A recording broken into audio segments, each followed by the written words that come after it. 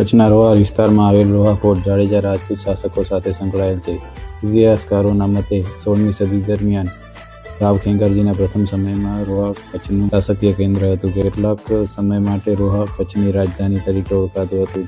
ફોર્ટની ઊંચી દિવાલો અને મજબૂત બાંધકામ તેમની યુદ્ધ કલા અને દૂરદ્રષ્ટિ દર્શાવે છે. પછીના સમયમાં રાજધાની ભુજ તરફ ખસેડાઈ, પરંતુ રોહા ફોર્ટ આજે પણ જાડેજા વંશના ગૌરવભર્યા ઇતિહાસની મૌન સાક્ષી બની ઊભી છે.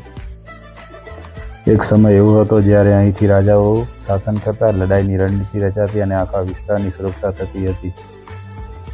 ઊંચી દિવાલો, મજબૂત પથ્થરો શત્રુઓ માટે અપ્રાપ્ય અને રાજા માટે અભેદ્ય કિલ્લો હતો. આજે આ ફોર્ટ શાંત છે, પણ એની દિવાલોમાં હજી પણ રાજાઓની ગર્જના ગુંજે છે. આમ કચ્છના ઇતિહાસ સાથે સંકળાયેલ રોહા ફોર્ટ કચ્છના ઇતિહાસ માટેનું મહત્વનું સ્થળ છે.